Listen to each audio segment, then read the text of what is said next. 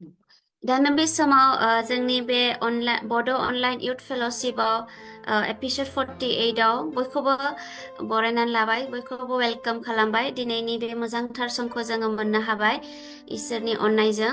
जोङो गोजान गोजानाव दंब्लाबो जोङो खौसेयै जानानै बाहाय जुम प्लेटफर्मनि थ्रुयै जोङो दिनैनि बे फेल'शिपखौ मोननो हाबाय। थ' हामबाय होनदों आफा इसोरखौ आरो जों बयखौबो हामबाय होनदों। दानो जोंहा दङ टपिक रुटेड इन क्राइस्ट। बेखौ दिनैनि स्पिकारा जाहैबाय ब्रादार अनजालु बसुमतारी। दानो बे समाव स्पिकार बिथांखौ गावनि समखौ लानो थाखाय खावलायनाय जाबाय। खुलुमबाय। बयनिबो सिगाङाव जोंनि गोजौसिनाव थानाय आफा इसोरा बाख्नायजाथों। साउन्डखौ खोनादोंना? औ खोनादों। आदसा, गोबाव सम जाबायमोन। बे समाव आं दिनै नोंथांमोनजों लोगो मोननानै गोजोननाय मोनदों। थारैनो आं माखासे उसुबिदायाव जाहोनाव आं नोंथांमोनजों बेबायदि बाहागो लानो हायाखै, अब्लाबो आं मिस खालामबाय थादों। दाख्लै बिनानावा आंनो बे समखौ होनायलाय आंबो गोनो गोथो खालामालासिनो जागोन होननानै बुंहरबाय। दिनै बे समखौ मोननायखाय आं इसोरखौनो हामबाय होनदों। दिनै आं लाइमोनफोरनि बिसयखौ लानानै आं बुंनो लुबैदों। बेनो जाहैबाय ख्रिस्ट'नियाव रोदा सुनाय, रुटेड इन क्राइस्ट। बे बोसोनखौ लानानै आं दिनै इसोरनि गाहाम बाथ्राखौ बुंनो थाखाय इत्सा खालामदों। बेनिखायनो आङो इसोरनि गाहाम बाथ्रासिम थांनायनि सिगां आङो गुसुङै आर'ज खालामग्रोनि, बेनि उनाव जोङो हाबाफारि बायदि फारसे जोङो थांगोन।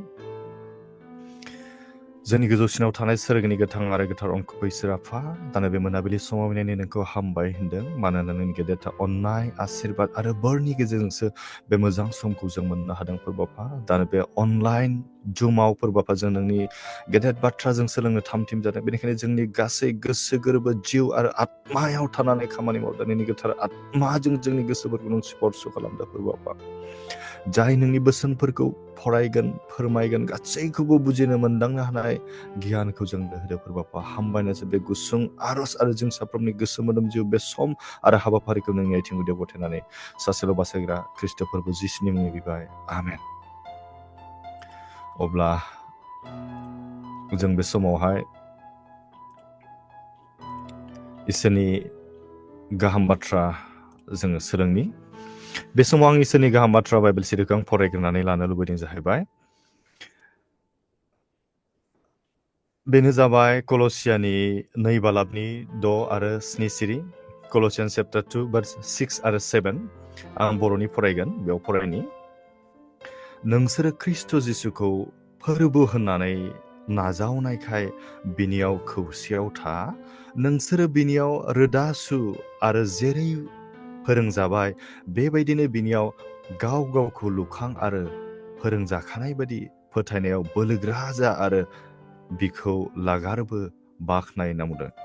नैबे बाइबेल सिरिया जोंखौहाय सोमोगोनां बाथ्रा जोंखौ बुंदों। जिसुखौ फोरबो होननानै नाजावनायखाय बिनियाव खौसेयाव था। खौसेयाव जों थानांगौ माबोरै? इसोरजों फोरबो जिसु ख्रिस्ट'नि गेजेरजों जोङो खौसेयाव नांथाबनानै थानायखौ बे बाइबेल सिरिया जोंखौ फोरोंदों। नोंसोरो बिनियाव रोदा सु। दिनै रोदा सु होननाय लोगो लोगो जों बेखौ बुजिनानै लानो हागोन। फांसे बिफाङा जेब्ला गोग्गोमै गसंथानो गोनां, गोग्गोमै बियो नांथाबनानै थानो गोनां, बिहा रोदा थानांगोन। आरो बे रोदाया जानला मोनला साज्राङै थाङोब्ला बियो मालाबाबो बे बिफाङा बोलोग्रा जानाय नङा। एसे बार फैब्लानो बियो लुंहेलांगोन, गुबुनानै थांगोन।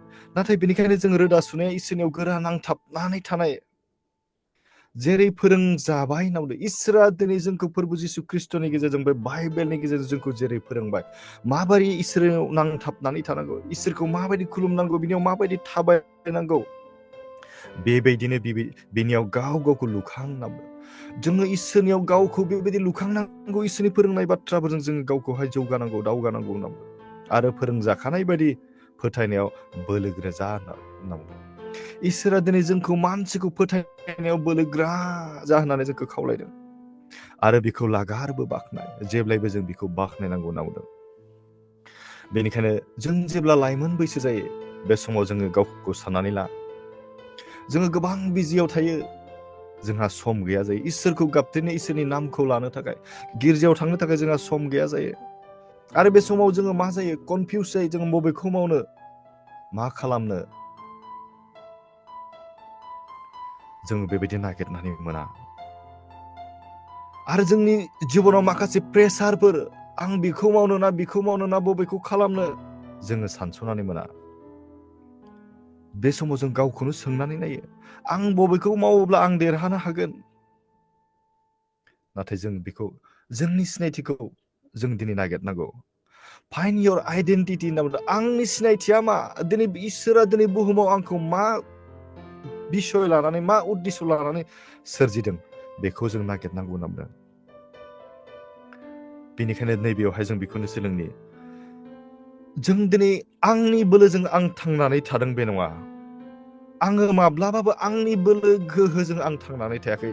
केबल फोरबो इसोर एबा फोरबो जिसु ख्रिस्टनि गोहो आरो बोलोनि गेजेरजोंसो जों दिनै थांनानै थादों होनना बुंदों।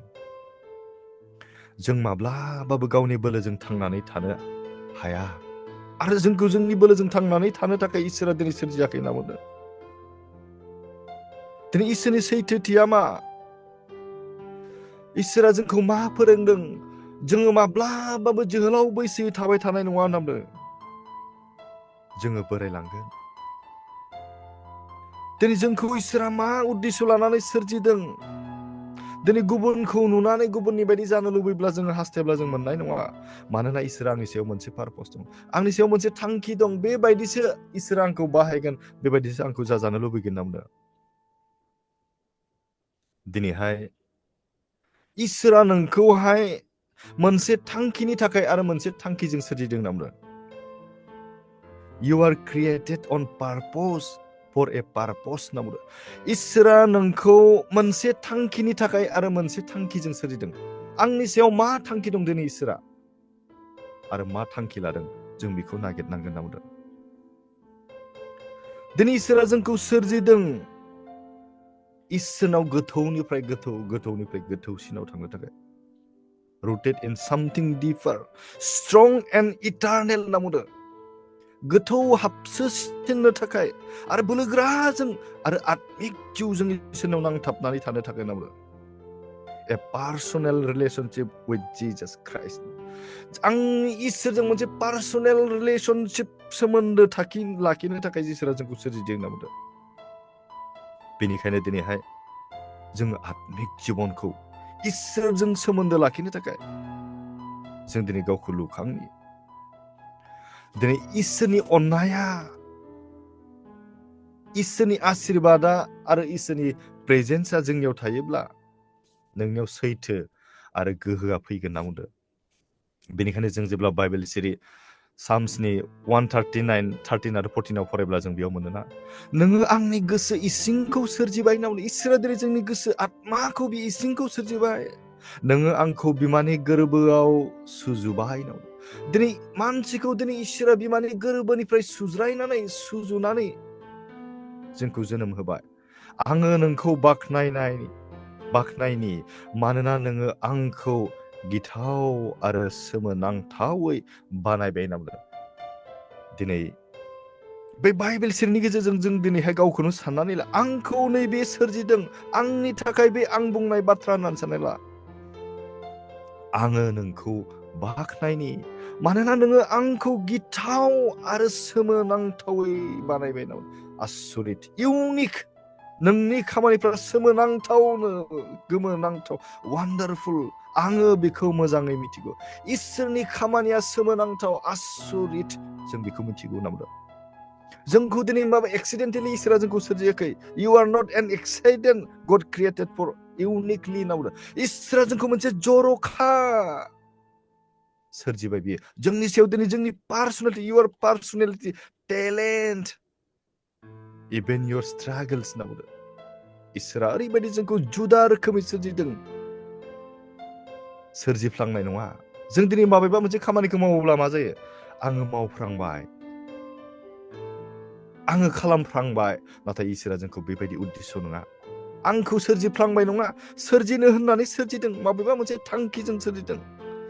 इसोरा नोंथांखौ गुबुनजों दादोंमोन बेबायदि नङा, बे दानो होननानै दादों। जोंनि सुबुंथि, जि पार्सनेलिटि, जोंनि टेलेन्ट, जि रोंगौथि, नोंथांनि जुजिनायफोरखौबो इसोरा दिनै जोंनो होखादों होनना बुंदों। बेनिखायनो जों बेवहाय जों मोनसे बाथ्रा जों सोलोङो। दिनै इसोरा जोंनि जिउआव मोनसे प्लान दङ होनना बुंदों। God has a plan for your life. जोंनि जिउनि थाखाय बिहा मोनसे प्लान दङ। बेनिखायनो जेरेमिया चैप्टार 29 भार्स 11 आव जों नुयोना, नोंसोरनि थाखाय आंनि खायदा खालामनायखौ आङो मिथिगौ होनना बुंदों। आंनि थाखाय इसोरा मा खायदा खालामनानै दं बियो मिथिगौ। बेनो फोरबोनि होननाया, आंनि खायदा खालामनाया सान्थिनि थाखायसो होनना बुंदों, जोंखौ खैफोदाव खोख्लैनायनि थाखाय नङा, जोंखौ गोजोन होनो, जोंखौ सान्थि होनो थाखायसो बेनि इसोरनि खायदा खालामनाया होनना बुंदों। सैहोनायनि थाखाय नङा, आङो नोंसोरनि आसाखौ जाफुंहोगोन होनना बुंदों। जोंनि आसा, मिजिं, सानस्रिफोरखौ बियो जाफुंहोनो हाग्रा आरो जाफुंहोग्रा होनना बुंदों। बेनिखायनो जोंनि जिबनखौ जों इसोरनियाव रोदा सुनि, जों बिनियाव हाबनानै थानि, रुटेड इन क्राइस्ट होनना बुंदों। इसोरनियाव जों जुदि हाबोब्ला जोंनि मावनो लानायफ्रा जाफुङि गैया होनना बुंदों। दिनै इसोरनि प्लाना जोंनि सायाव मा दं, जों दिनै इसोरखौ फोथायनि। बेनिखायनो नैबेयावहाय नाम्बार 1 आं नोंथांमोननि गेजेराव लानो लुबैदों। दिनै बुहुमनि बाथ्राफोराव रोदा सुवालासिनो, बुहुमनि खामानिफोराव रोदा सुवालासिनो, जों गावखौ नांथाबालासिनो, बे रुटेड इन क्राइस्ट नट दा वर्ल्ड होनना बुंदों। बुहुमाव नङा, ख्रिस्टनियाव जोङो रोदा सुनि। बुहुमनि गाज्रि खामानियाव नङा, इसोरनि मोजां खामानियाव जों रोदा सुनि। संसारनि गाज्रि राव रायनायाव नङा, इसोरनि आत्मिक जिउनि गोदै रावखौ बुंनायाव जों रोदा सुनि होनना बुंदों। जों जेब्ला कलसियान दों, जों दहाय फरायखाबाय, नोंसोरो ख्रिस्ट जिसुखौ फोरबो होननानै नाजावनायखाय बिनियाव खौसेयाव था। जों इसोरजों खौसेयाव थानि, नोंसोरो बिनियाव रोदा सु होननानै बुंदों। जोङो दिनै गावखौ बिनियाव रोदा सुनि, and build up in him, बिनियाव जोङो लुखांनि। जेरै फोरोंजाबाय बेबायदिनो जों मावनो सेस्था खालामनि होनना बुंदों। जेरै फांसे दंफाङा रोदा गैयाब्ला जेरै बिहा लोरबां, जोंनि जिउआवबो जों जुदि इसोरनियाव रोदा सुनानै थायाब्ला जोंनि जिबना लोरबां जागोन होनना बुंदों। जोंनि मोदोम हिसाबै जों लोरबां जागोन, जोंनि आत्मायाव जों लोरबां जागोन होनना बुंदों। इसोरनियाव रोदा सुनाया जाहैबाय, being rooted in Christ means your thoughts, जोंनि साननायफोर, एक्शन, नोंनि डिसिशन्स, नोंनि सैथोथा, नैबे इसोरनाव लाखिनानै इसोरनि फोरोंनाय बायदि जोंनि जिबनखौ बेजों दैदेननायानो, जोंनि साननायफोरखौ इसोरनि मोजां फोरोंनाय बाथ्राफोरजों दैदेननायानो, जोंनि एक्सनफोरखौ, जोंनि मावनायफोरखौ इसोरनि फोरोंनाय बाथ्रा बायदि जोङो मावनायानो इसोरनियाव रोदा सुनाय होनना बुंदों। जोंनि डिसिसन लानायफ्रा इसोरनो गथायनानै होनायानो बे इसोरनियाव रोदा सुनाय जायो होनना बुंदों। दिनै जों गावखौ सोंनानै नाय, जों चेलेन्ज खालाम, जोङो गावखौ सोंनानै नाय, आङो बबेयाव सुथाबनानै दं? What am I rooted in? आं बबेयाव सुथाबनानै दं? आंनि आत्माया मा जानानै दं?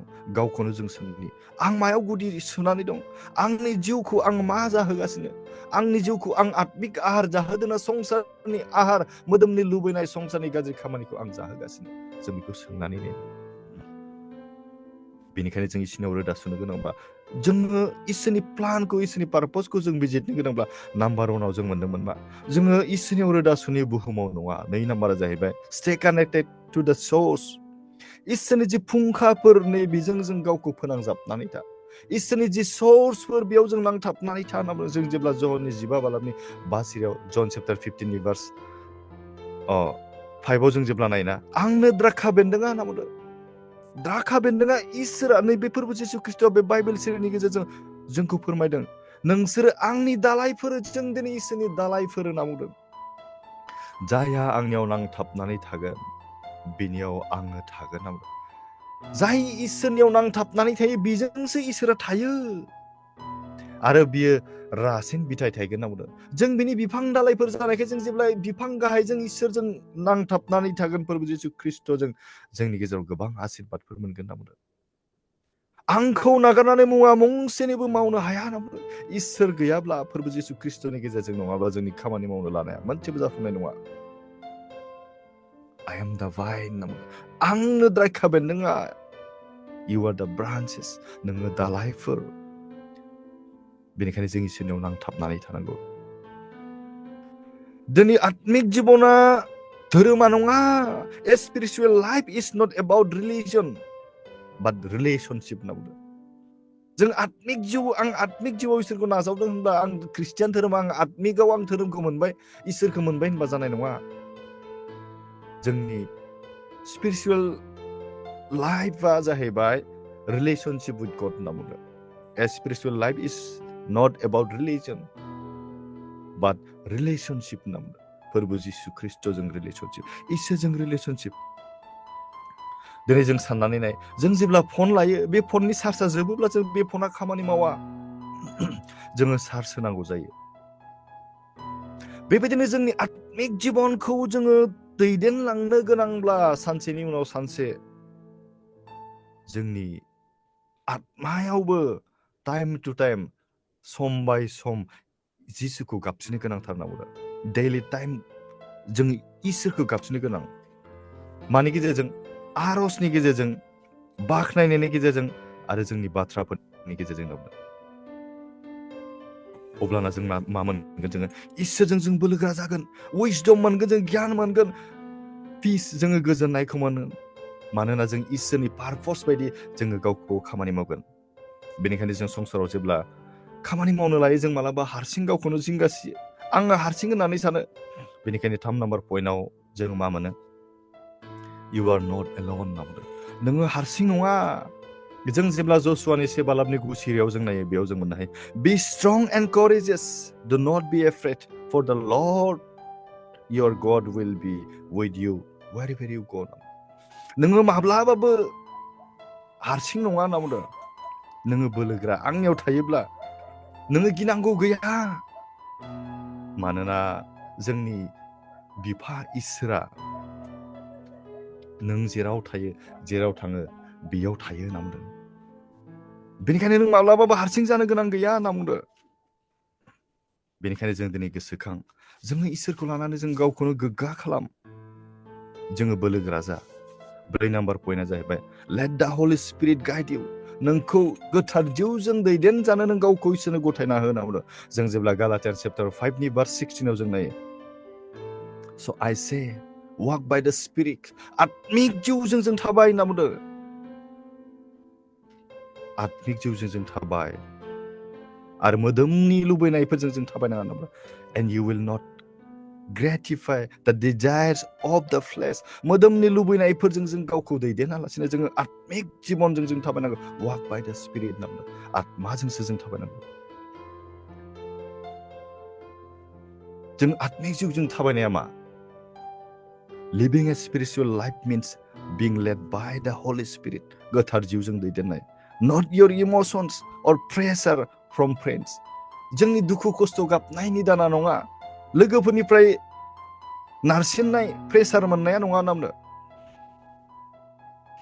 बे गोथार जिउआ जोंखौ मा होयो होनना बुंदों The Holy Spirit gives power to reset sin. पापखौहाय रिसेट खालामनो थाखाय बे गोथार जिउआ जोंनो बोलो होयो होनना बुंदों Courage to stand out and guidance for your choices. नोंनि जे थांखिफोर नोंनि जे सुजुनाय सिमांफोर बेखौ जाफुंहोनो थाखाय बियो जोंखौ दिथा होयो गाइडेन्स होयो होनना बुंदों दिनै नोंनि जिबनाव इसोर गैयाब्ला नों इसोरनि बायदि खामानि नों माब्लाबाबो मावनो हानाय नङा बेनिखायनो जोंनि आत्माखौ इसोरनियाव जों रोदा सुनो जों गोनांथार होनना बुंदों दिनै गोथार जिउआ जोंनिफ्राय बेखौनो लुबैयो दिनै जों बेखौनो सोलोंनि बेनिफ्राय 5 नाम्बार पइन्ट जोबथि पइन्ट आं बुंनो लुबैदों बे समाव नोङो खोमसि बुहुमाव जोंनाय अर बायदि जानो होनांगौ Be a light in a dark world. खोमसि बुहुमाव नोङो जोंनाय आलारि बाथि बायदि जानांगौ होनना बुंदों जों जेब्ला मेथ्यु चैप्टार 5 नि भार्स 14 निफ्राय 16 आव फरायो जों बेयाव मोननो हायोना आं फरायनो होननानै बेयाव लुबैयाखै दिनैहाय जों साननानै नाय जेब्ला गंसे न'आ लाइट कारेन्टआ थांगोन बेयाव खोमसि जागोन नाथाय बेयाव जेब्ला गंसे बाल्ब सावनानै होगोन बेयाव मोनसे केन्डेल फिसा सावनानै होगोन आलारि बाथि मोनसे सावनानै होगोन अब्ला बेखौ सोरां नुगोन गोजों नुगोन बेनिखायनो नै बेयावहाय जों सोलोंनि When you are live spiritually you shine differently. जेब्ला नोङो नोंनि जिउखौ आत्मिक जिबनजों दैदेनगोन you shine differently. नोङो ओरैबायदि जर'खा जोंगोन मालायफोरजों मिलायनाय नङा होनना बुङो। मानोना नोंनि जोंनायानो गुबुन जागोन होनना बुंदों। नोंनि बाथ्राफोरनि गेजेरजों, नोंनि एक्सन मावनायफोरनि गेजेरजों your kindness होनना बुंदों and truth, नोंनि अननाय आरो नोंनि सैथोथायानो दिन्थिगोन नोंनि आत्मायाव इसोरा दङ होननानै। दिनै मानसिफ्रा जोंखौ दिनै नायो, आंनि थाबायनाय, आंनि रायलायनाय, आंनि मावनाय। बेनिखायनो बुहुमाव जों थांनानै थायोब्ला आं दिनै बबे जिबनजों आं खांगासिनो दङ, आं बबे लामाजों थाबायगासिनो दं, संसारनि गाज्रि मोदोमनि हास्थायनाय, मेगननि लुबैनायाव आं गफबनानै दं नामा, ना आत्मिक जिउनि इसोरनि बाथ्राजों आं सोलिगासिनो दङ, जों बेखौ साननानै नायनांगौ। दिनै बुहुमनि मानसिफ्रा जोंखौ बेखौनो नायो, आं बबे लामाजों थाबायदों, आं मा खामानि मावगासिनो दङ, आंनि मावनायफ्रा गुबुननि थाखाय गाज्रि जादों नामा, बेखौ नायबाय थायो होनना बुङोना। बेनिखायनो जों दिनैहाय बे समाव जों सोलोंनि, जों दिनै इसोरनिफ्राय जि बोरखौ मोनबाय, जों इसोरनियाव रोदा सुनायजों बे बोरखौ बाहायनो, दिनै आंखौ मा पारपसनि थाखाय इसोरा सोरजिखो बेखौ जों नागिरनानै नाय। बेनिखायनो जों इसोरनियाव रोदा सु, इसोरा आंनो मा गुन होखो बेखौ जों नागिरनि। बेनिफ्राय जोंनि फोथायनायाव जों साहसजों नांथाबनानै थानि। इसोरनि जे जोंनि सायाव उद्देश्य लानानै जोंखौ सोरजिबाय बेखौ जों नागिरनि। जों संसाराव दिनै पपुलारिटिनिखौ जों नागिरनाङा। पपुलारिटिखौ नागिरबा जोंनो मा नांगोन? जोंनो महरनि समायनाय नांगोन, थाखा फैसा धोन दौलद नांगोन, नाथाय बेयाव मुंल' मोनगोन। बेनिखायनो बेबायदि सानखांथिखौ जों गोसो होआलासिनो, संसारनि पपुलारिटिखौ जों गोसो होआलासिनो आत्मिक जिउनि इसोरनियाव पपुलारिटि जानायखौ जों नागिरनि होनना बुंदों। बेनिखायनो नैबेयावहाय आं जोबथियाव बुंनो लुबैबाय, जों खोमसि बुहुमाव जोंनाय सासे जोंथि बायदि, मोनसे लाइट बायदि जों गावनि जिउखौ दैदेननि, इसोरनियाव रोदा सुनायनि गेजेरजों, इसोरनि बाथ्राफोरनि गेजेरजों। बेनिखायनो दिनै इसोरा फोरबो जिसु ख्रिस्ट'नि गेजेरजों नोंथांनि जिबनाव मा हास्थायदों? जों गोथौनिफ्राय गोथौसिन growing deeper every day and being led by the Holy Spirit in a world that desperately needs hope. दिनै जों बेखौ सोलोंनि। जोङो जोहोलावै थाबाय थानाय नङा होनदा। You are not too young to live a powerful spirit-filled life. You are not too broken to be used by God. जों बेखौ मिथिनानै लानि। You are not alone होनना बुंदों। जों मालाबाबो हारसिं नङा। God walks with you. इसोरा जोंजों थाफायो। Speaks to you. जोंखौ बियो बाथ्रा बुङो। And is ready to empower you. नोंखौ बोलोगोरा खालामनो थाखाय, नोंखौ साहस गोनां खालामनो थाखाय, संसाराव आत्मिक जिउजों दैदेननो थाखाय बे जोंखौहाय दैदेनबाय थागोन नामा? अब्ला बे गुसुं रावनि गेजेरजों इसोरा बुंग्रा आरो खोनासंग्रा साफ्रोमखौबो आसिरबाद खालामथों। आंनि बे इसोरनि गाहाम बाथ्रा लाबोनायखौ बेखिनियाव दोनथ'बाय। अननानै बे समाव एलिजाबेथ बिनानावनो आं बे समखौ हगारनानै होनाय जाबाय। गोजोनथोंसै। Amen. Thank you. Thank you ब्रादारनिसिम जोंना मोजांथार बाथ्राजों रुटेड इन क्राइस्ट बेनि बिसय लानानै जोंना मोजांथार फोरोंबाय। जोङो माबायदि दिप इसोरनि जों रोदा सुनानै थानांगौ, जोङो माबायदि संसारनि सोरां खोमसिखौ होखारनांगौ, बे बाथ्राखौ लानानै आरो नोंगौ दालाय, इसोरनि दालाय, बेफोरखौ जोंनो फोरोंबाय। आरो जोङो बे बाथ्रा जेखौ जों दिनै सोलोंनो हादों बेखौ जेन' जों अरायबो गोसोआव लाखिनानै जोङो इसोरनि बाथ्रा बायदि जेन' जों थाबायनो हायो, बेखौनो आङो मिजिंथिबाय। आङो हामबाय होनदों ब्रादारनिसिम। इसोरा नोंथांनि जिबनाव आरो नोंनि जे मिनिस्ट्रि खामानि मावदों जे बेफोराव जेन' अरायबो बोर आशीर्बादखौ आग्लाय बिग्लाय जेन' दोनो, बेखौनो जोङो आर'ज खालामबाय। हामबाय होनदों ब्रादारनिसिम।